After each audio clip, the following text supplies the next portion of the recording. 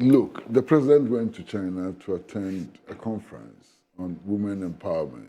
I think that was the primary reason for him going to China. And whilst in China, he has engaged with the Chinese authorities, including the president, to discuss economic and trade relations. You understand?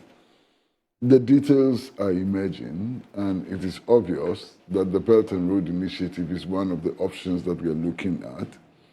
It's also obvious that we are looking at the offer of zero tariffs for a number of African countries, including Ghana. So concretely, there are things on the table. Now, my brother here suggests that we are not taking advantage of the one district, one factory program.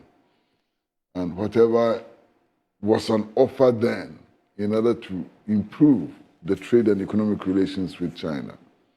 I would have been happier if he had told us what those opportunities specifically are. Because I've had a lot of difficulty with this one district, one factory project. Why? He knows, and you do know. I go to Tamale, and I see a motor-king assembly plant, which existed 25 years earlier, listed as 1D1F. That's fraudulent, isn't it? No, so No, but Kwesi, That's clearly fraudulent, isn't it? the NPP's manifesto was also clear. The NPP's manifesto didn't talk about starting a company from the ground. it's They've also just a said combination of. they will support existing businesses. That is correct. And that rope them includes a motor-king assembly Yes, plant, yes. which had existed in Tamale 20 Yes. years before the government Yes. came into But power. needed, Okay, that's needed fine. assistance to How to do grow. you incorporate that into the current discussions with the Chinese government? No, my Show me how conversation. you are going to incorporate that No. in the current discussions with the Uncle Chinese Kwesi, government. Can't we produce motor and export it to China? Uncle Kwesi, Can't we produce motor and export Uncle Kwesi, to Ghana? Uncle Kwesi, Produce motor-king in Uncle Ghana Kwesi, and export to China. Uncle More, Kwesi. more be a little serious. Uncle Kwesi, my Please stop the joke. Uncle Kwesi, my Motor-king, No, which that's is just made no, in that's just China. by the by. That's just by the by. Uncle Kwesi, my comment on the What 1D1F, is this? my comment on the 1D1F was not connected to trade with China. Okay.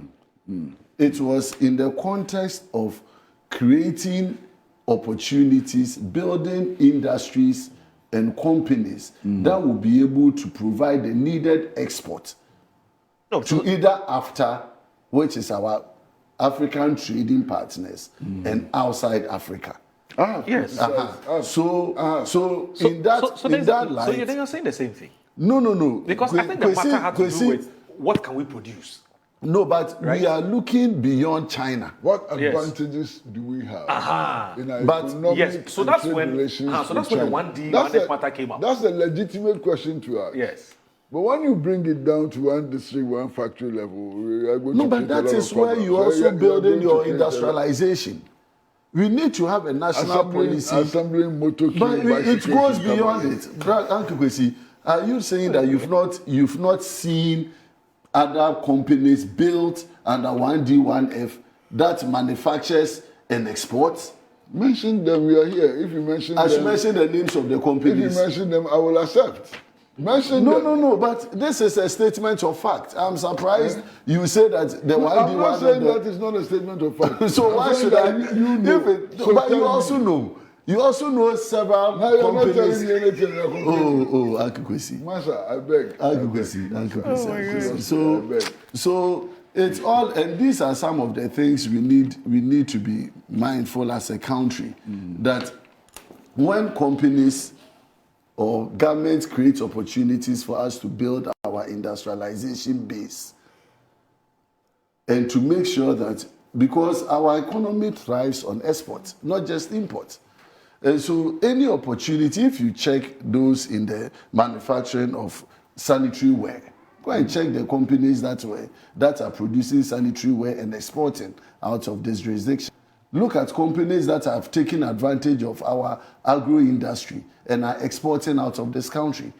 And so you look at what businesses see outside the country, and then we take advantage of, build those capacities, provide government enabling environment so that those places will thrive. Okay. And the same way with this zero tariff, government, and that's where I'm coming from, government should be able to clearly know how are they positioning the country to take advantage of. And you mentioned that if currently our trade with China, our export to China constitutes just 11%, and China is exporting up to 45%.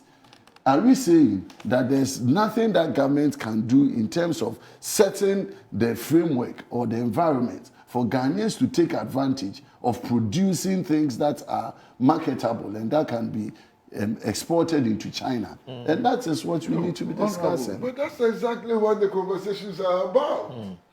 Why? I just read the report in which the president is saying that the loose ends will be tied by the end of October. You read it? Yes. And that they are discussing these matters. These are the matters on the table. It's not like they're not on the table. There are matters on the table receiving attention, being discussed very seriously. Okay? So far, China is the only country in the world which is offering Africa, not just Ghana, zero tariffs. Zero tariffs. And it's something that we should be interested in. So far, throughout the world, China is the only country which is offering us the Belt and Road Initiative. No other country anywhere, no development bank is offering us that opportunity and so on. So let's discuss, let's come up with concrete proposals which would help us to improve trade and economic relations between Ghana and China. Finish. That's all. Unless we have some fundamental ideological or political problem with China, this, as far as I'm concerned, is a very fine opportunity. Okay. And I'm so very happy that the president is taking advantage of this opportunity and helping to set the pace, for improvement in economic and commercial relations with China. So we are all on the same page. My only concern has been what has been the government's own programs. Because once you come back, you say we are tying all these loose ends.